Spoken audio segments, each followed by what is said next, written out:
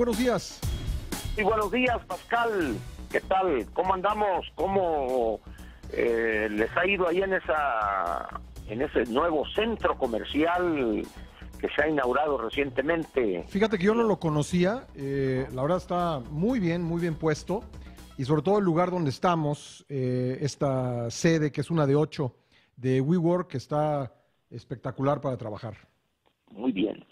Pues Pascal, por teléfono hoy te quiero comentar, con motivo del Día del Niño, algunos elementos que pasan inadvertidos, por desgracia, en lo que se refiere a el número de hijos nacidos vivos por mujer durante su vida fértil, o lo que se llama, desde el punto de vista de la demografía, la tasa de fecundidad. En este lugar, en este espacio donde estás y en muchos otros centros comerciales, se da un fenómeno que pasa inadvertido para quienes por ahí circulan. Hace 30 o 40 años, lo común era ver parejas, padre y madre, con un número de hijos, o que iban con ellos, no sé, al cine o a comprar una nieve o a Chapultepec, donde iban de manera casi normal, era la estampa familiar, 4 o 5 niños. A medida que pasa el tiempo, y lo hemos comentado en varias ocasiones, por diversas razones, además, empieza a reducirse ese número de hijos. Hoy es común ver en los centros comerciales, los fines de semana, sábado y domingo, parejas con 1 o 2 hijos a lo más. Cuando vemos una pareja con 3 hijos, ya es una, vamos a decir, como en matemáticas se dice, una discontinuidad. Pero lo normal, entre comillas, cualquier cosa que signifique eso, es 1 o 2 niños. Esto para algunas personas puede ser algo positivo, porque al tener menos hijos hay forma de darles más satisfactores, particularmente en esta época que vivimos, que el teléfono inteligente, que la tableta, que la ropa de marca, que en ciertos sectores de la sociedad es una aspiración.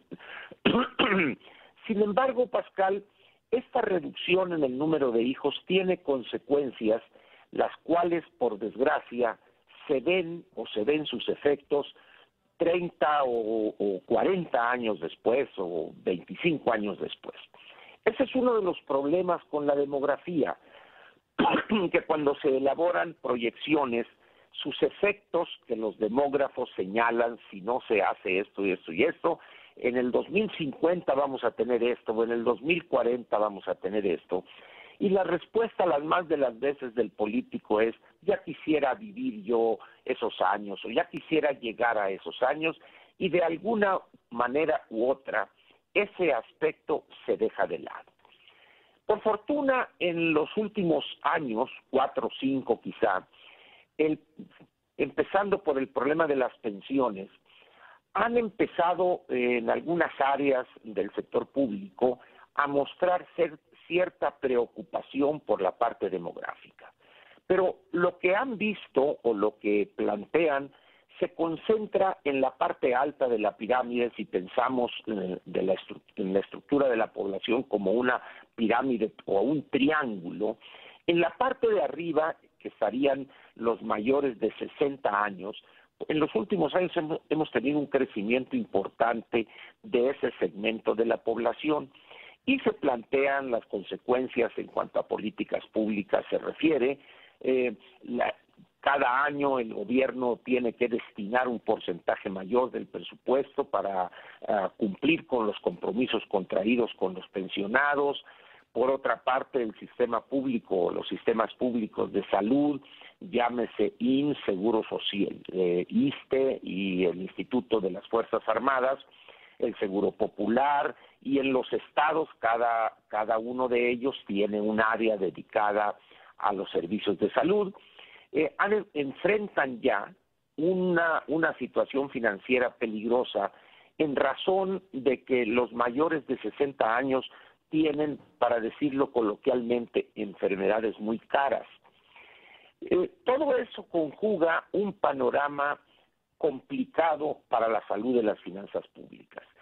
Pero se olvida o se deja de lado la base de la pirámide.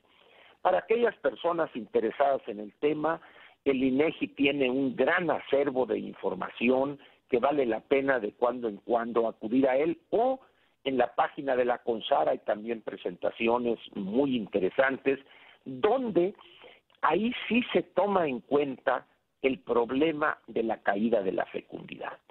¿Y cómo afecta el que haya menos niños en el país, producto de que cada pareja tiene hoy menos niños que hace 20, 30 o 40 años, en que habrá en poco tiempo, Pascal, menos nuevos entrantes al mercado laboral?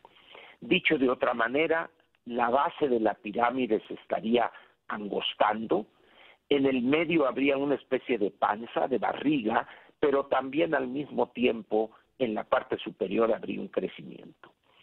Las proyecciones hoy, pues, nos dejan ver una situación complicada de aquí a los años 2030, una situación donde bien a bien nadie ha tomado en consideración ese hecho y ha empezado a desarrollar o al menos plantear la necesidad de elaborar políticas públicas que detengan primero la caída de la fecundidad. Vamos a esperar el censo del 2020 a ver qué números arroja en ese campo. Solamente recordaría que en el censo del año 2010, el censo nacional, ahí se habla de 1.7 hijos nacidos vivos por mujer en su edad fértil, aun cuando, como lo he dicho en otras ocasiones, esto hay estudiosos de la demografía en México que consideran que no estamos en ese nivel, sino que podemos estar en la frontera de, digamos, la tasa de reposición, que sería 2.1 hijos por mujer. Sin embargo, hay otro elemento, Pascal, que no se menciona cuando se trata de detener la caída de la fecundidad, y es la fuerza que ha tomado en nuestra sociedad ese concepto de la familia, al margen de si es la familia tradicional o no, de tener 1 o 2 hijos máximo, y cualquier intento que se hiciere por detener esa caída y empezar a promover el que la mujer tenga 2 hijos, 2.1 hijos, en promedio estadístico, por supuesto, eso genera una gran oposición, Pascal. Por eso los políticos prefieren no meterse con ese tema, porque inmediatamente le lloverían acusaciones de mocho, ultraconservador, al servicio de la Iglesia Católica, etcétera. Pero al final de cuentas, Pascal, si dejamos de lado esos señalamientos, tendríamos que ver objetivamente la estructura demográfica de nuestro país y sobre todo algo que en México es sumamente raro, casi un deporte extremo, de ver las consecuencias de nuestra realidad, de no empezar a transformarla. En 2030, 2035, el país entraría en una situación donde se estabilizaría la población, es decir, no crecería, pero a partir de ahí, Pascal, empezaríamos a decrecer. ¿Por qué? Esencialmente porque tendríamos cada vez un número menor de hijos o de niños nacidos vivos por mujer. Lo recuerdo esto, Pascal, hoy con motivo del Día del Niño, para señalar ese vacío, ese hueco que está ahí, cada día se agranda más en las políticas públicas demográficas de este país.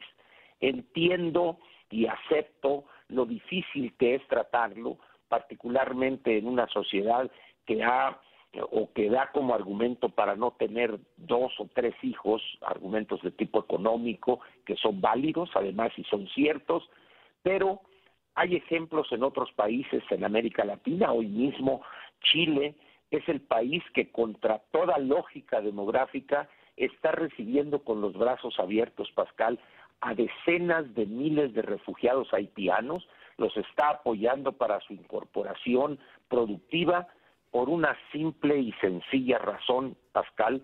Chile es el país con el nivel quizá más bajo de fecundidad, es decir, del número de hijos nacidos vivos por mujer, y eso ya el mercado laboral lo resiente, y Chile, para poder seguir manteniendo sus tasas de crecimiento, sin duda requiere más niños o más mano de obra, y si los chilenos no quieren tener más hijos, la única salida es la migración. Y en ese sentido, Chile es hoy un buen ejemplo de a qué problemas demográficos prestarles atención.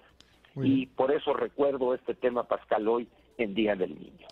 Te lo agradezco mucho, Ángel. Un fuerte abrazo y nos vemos mañana en cabina. Y nos vemos mañana. Gracias. Ahí tiene usted el comentario de Ángel Verdugo. Lo puede escuchar de lunes a viernes en este espacio, más o menos a esta hora.